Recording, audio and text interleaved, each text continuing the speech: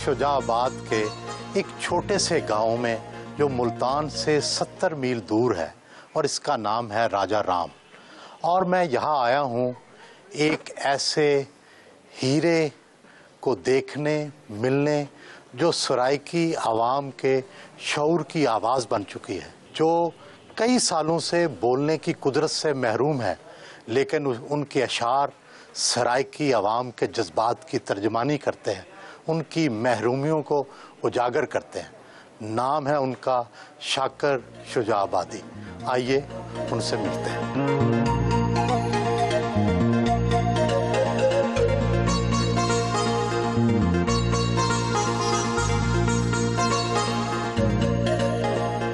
माजूरी के बावजूद खुद खड़े होकर इस्तकबाल किया।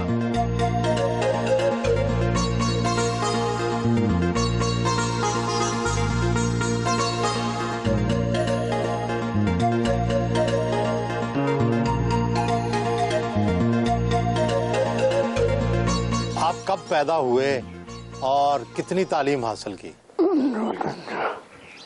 अंदाजे के मुताबिक 1958 और शनाख्ती कार्ड के मुताबिक 1955। शायरी कब शुरू की और उससे पहले क्या करते रहे? शायरी से पहले सब्जी उठा के बेची है, दुकानदारी की है, मंडी में भी काम किया है,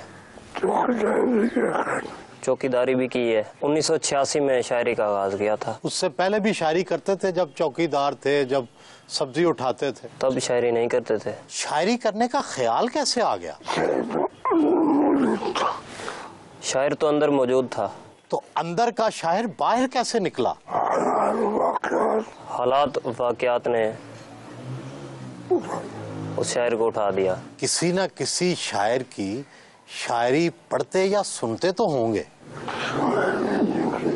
सिवाय रेडियो के वो कह रहे हैं कि मैं शायरी सुनता भी नहीं था और पढ़ते भी नहीं थे। कौन कौन से उर्दू या सराइकी शायर की शायरी पढ़ी या सुनी? पढ़ी तो किसी की भी नहीं है, सुनी जरूर है, वो भी रेडियो में या किसी मुशायरे के दौरान। कौन सा सराइकी शायर अच्छा लगता है? वो कह रहे हैं कि मेरे सिवा सभी अच्छे हैं। कब एहसास हुआ कि आपकी शायरी लोगों को पसंद आ रही है? जब लोग दाद देते थे तो तब पता चलता था।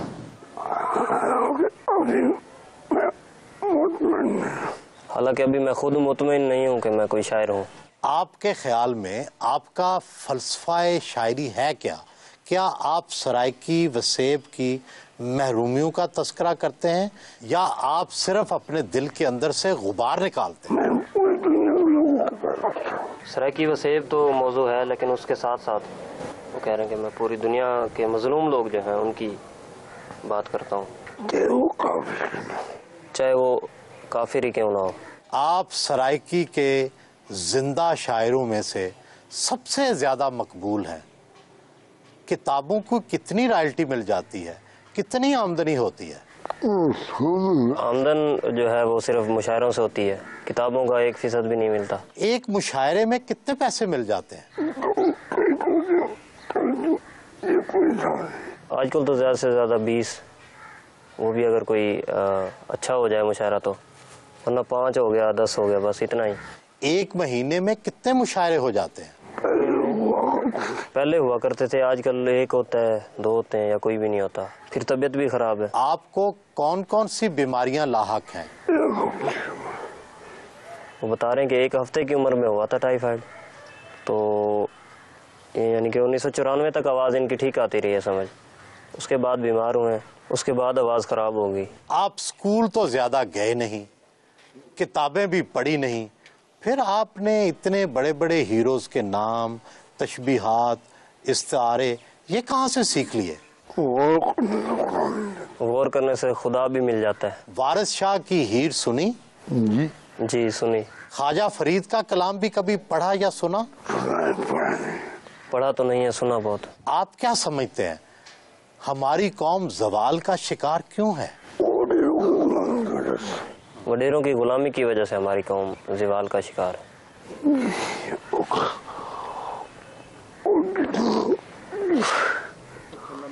वो सर में भी जूते मारे फिर भी जी हजूर कह रहे होते हैं। इस जवाल से हम कैसे निकल सकते हैं?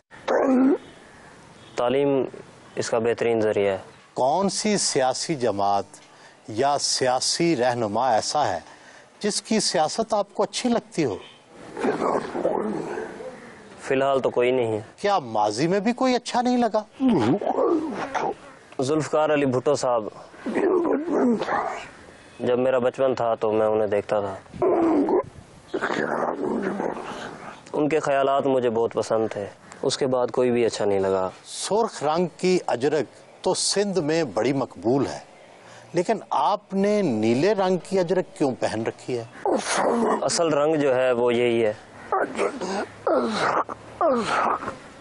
और ये लफ्ज अजरक भी नहीं, अजरक है, नीला कपड़ा, अजरक नीला कपड़ा।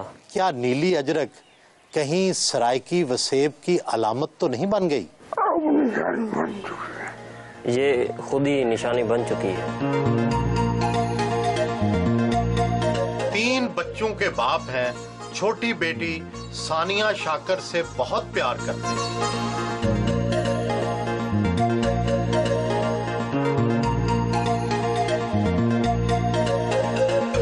पौधों और दरख्तों से बहुत लगाव है, देखभाल भी खुद करते हैं।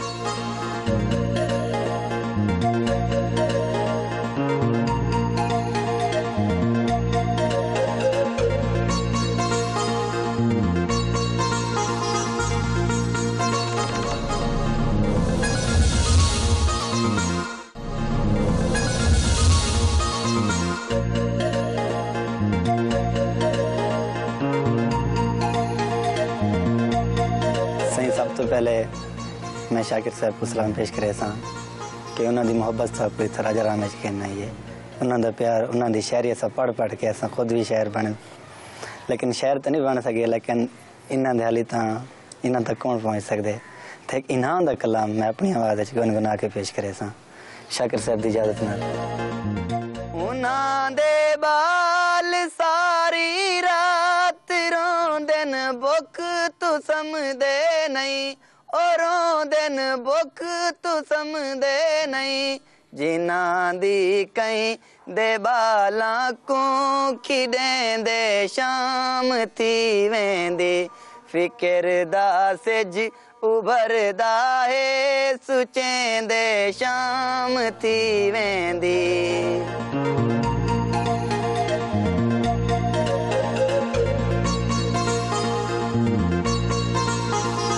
शादी कब और कैसे हुई? 1991 में हुई थी। शाकिर साहब जो है ना वो मेरे अब्बू के मामूजात भाई हैं, जानते थे, ये शायर हैं। क्या आप खुद भी शायरी करती रही हैं? शौक था शायरी का, इन मुशायरे भी पढ़वाए थे। एक किताब मेरी छपी थी काज की मांग। क्या आपने कभी अपने खावन शाकिर शुजा आबादी पे भी कोई शेर लिखा है? मैं शबनम हाँ फुल शाकिर है वने फुल मुरझा मैं कह काम दी, जिंदे नांदे नाल है नाम एडा थी वे नाम जुदा मैं कह काम दी। लड़ाई किन बातों पर होती है? और तो फोन करन ना जा आमन बोल थी, लेकिन अब तो नहीं आया, बच्चे छोटे थे उस वक्त आते थे। तो क्या आपको अब भी शाकिर साहब पे शक होता है? तो इनकी भी दिलचस्पी होती थी? नहीं। शायर आशिक मिजाज तो होते हैं, ये भी हैं? शायर तो होता तो है, किसी हद तक होता है।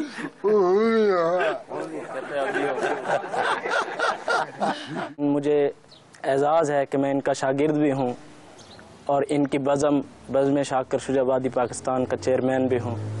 तो मैं इनकी गज़ल सुनवाऊँगा। ए पाकिस्तान दे लोको पलीतियाँ कू मुका दे वो, निताए जैमी ना रखे ए ना ऊँकू वला दे वो, जिथा मुखलिस नमाजी हैं और मस्जिद भी है बैतुल्ला, जो मुलवान दियाँ दुकाना हैं मसीता कू डहा दे वो, उत्ते इंसाफ दा परचम तले इंसाफ विकदा पे, इहो जई हर अदालत को बमाए अमला उड़ा दे वो, पढ़ो रहमान दा कलमा बनो शैतान दे चेले, मुनाफिक तू त बेहतर है जो ना काफिर रखा दे वो, जे साचा खण बगावत है बगावत ना है शाकिर दा, चढ़ा नेजे ते सिर बहावे मेरे खेमे जला दे वो, ए पाकिस्तान दे लोको पलीतियां कू मुका दे वो। मेहनत कर ते मेहनत दा सिला जाने खुदा जाने तू देवा बाल के रक्षा हवा जाने खुदा जाने तू मेहनत। अलमारियों में शील्ड्स और अवार्ड्स तो बहुत हैं, मगर ये सब उनकी गुर्बत दूर नहीं कर सके।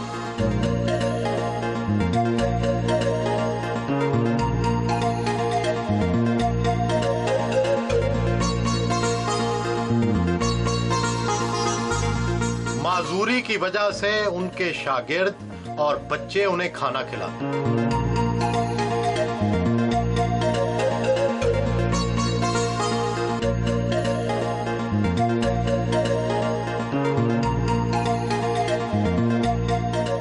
शाकिर शुजाबादी के नाम से एक इदारा कायम होना चाहिए जो शाकिर शुजाबादी के कलाम को आम करने के लिए इकदामात करे। सबसे पहला फ़र्ज़ तो सोसाइटी का है कि उनको करना चाहिए, लेकिन जो हमारा उमरा तबका है या यहाँ के जागीरदार हैं उनकी तरजीहात और हैं, उन्हें पता ही नहीं कि अदब क्या है और शायरों का मकाम क्या है। जनाब मियाँ नवाज शरीफ साहब ने भी ऐलान किया कि हम शाकिर शुजाबादी साहब के लिए बहुत कुछ कर रहे हैं, लेकिन आज तक कुछ भी नहीं हुआ। भला खुशियां कहीं को चक पेंदन, कोई खुशी ठुकरा पता लग वेंदे, जेरी चीख पुकार को फंद आखदी वह तू च बड़ा पता लग वेंदे, जे रोवण अपने वस होंदे तू रो दिखला पता लग वेंदे, जिमें उम्र निभी है शाकिर दी एक मिनट निभा पता लग वेंदे।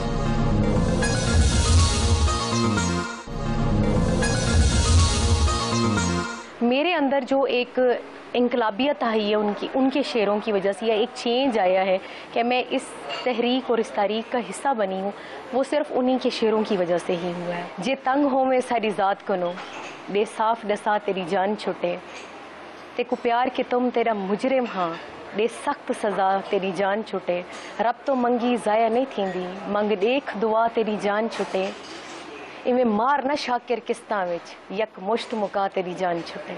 शाकिर शुजाबादी साहब जो हैं वो किसी मेरा ख्याल से तारुफ के मोहताज नहीं हैं। सराइकी खित्ते में उनका एक बहुत बड़ा नाम है, उनकी बहुत ज़्यादा कोशिशें हैं। उन्होंने सराइकी लोगों की जो महरूमियाँ हैं उनको बहुत अच्छे अंदाज में अपनी शायरी में वाज़ह करने की कोशिश की है। शाकिर शुजाबादी हमारे इस खित्ते का, सराइकी वसेब का एक अजीम शायर है। उसके शेर को रिक्शे वाला भी पढ़ता है, उसके शेर को एक पॉलिटिकल वर्कर भी पढ़ता है। तो मेहनत कर तो मेहनत दा सिला जाने खुदा जाने, तो दीवा बाल के रख चा हवा जाने खुदा जाने। उन्होंने अपनी तकलीफ़ों की बात नहीं की, हमेशा इंसान की महरूमियाँ और मुश्किलात की बात की है।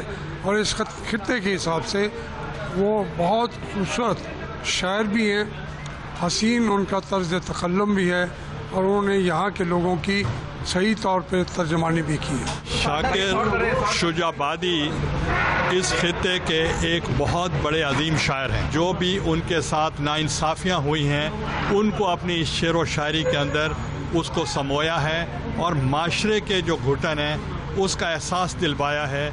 और मैं समझता हूँ कि इस खित्ते के लिए जो उनके एहसानात हैं हम उनको फरामोश नहीं कर सकते। आज तू पुरानी सोच दे नक्शे मिटा सटी, शाकिर दे बाद जुल्म दी आदत वंजा सटी, दे दे सितम पचावना हर कहीं दा कम ता नहीं, रोसे तू धाड़ी मार के मेरे मरण दे बाद, रस में वफा निभावना हर कहीं दा कम ता नहीं, रोसे तुम धाड़ी मार के मेरे मरण दे बाद। आपकी शायरी में खुशी के जज्बात बहुत कम नजर आते हैं, क्या जिंदगी में भी बहुत कम खुशियां मिली? मेरी शायरी ही मेरी तर्जमान है। एक खुशी मिली थी जब पाकिस्तान का आलमी मुशायरा, पहला आलमी मुशायरा हुआ था और वो भी इनके नाम हुआ था। गुर्बत का एक तवील दौर गुजरा, क्या कभी नौबत फाकों तक भी पहुंची? 5 दिन तक फाका रहा। फिर अपने फेंके हुए टुकड़ों को जो बचे हुए थे सिगरेट के, वो उठा के फिर पीते थे। कोई मुशायरा हो गया तो अच्छा हो जाता था गुजारा, उसके बाद फिर फाके। कभी रोते भी हैं? किस बात पर रोना आता है? दुनिया के मजलूम लोगों पर गौर करते हैं, उनकी हालत देख के फिर रोना आता है। तो क्या जाती दुखों पर रोना नहीं आता? ये दुख मेरी इबादत है, क्योंकि बगैर कोई जुर्म किए मैं ये दुख भुगत रहा हूँ। इथां जो भोग भोगे हैं उथां कोई ता जजा मिलसी, थकेड़े सारे लहवे सन नबी मिलसी खुदा मिलसी। अपनी खुली आंखों से जिंदगी में ज्यादा से ज्यादा कितने पैसे देखे होंगे? एक गठड़ी देखी थी 50,000, चेक एक मिला था 2 लाख का, वो वजीर आजम गिलानी साहब ने भिजवाया था। वो भी बस किसी तरह इनके काम नहीं आया, वो ज़ाया हो गया था। क्यों? स्कूल पे लगाया था तो स्कूल बंद है। कौन सी ऐसी ख्वाहिश है जो पूरी ना हुई हो? वो अपनी ख्वाहिशों पे कता सुनाना चाहते हैं। ज़हन ते बोझ ना पोवे, ना खुश थी वे, ना दिल रोवे, मेरे दिल दी है ख्वाहिश जो कोई ख्वाहिश भी ना होए।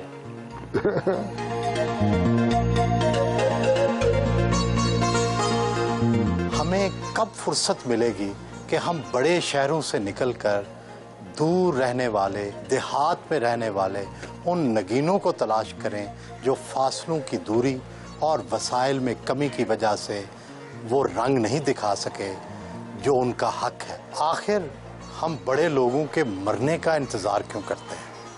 उन्हें उनकी ज़िंदगी में उनका हक क्यों नहीं देते? क्या शाकिर शुजा आबादी जैसे बड़े लोग इसी तरह 2 कमरों के मकान में रहते रहते इस दुनिया से चले जाएंगे? क्या अब वक्त नहीं आ गया कि हम इन लोगों को इनका हक दें और इसका आगाज़ अभी से करें?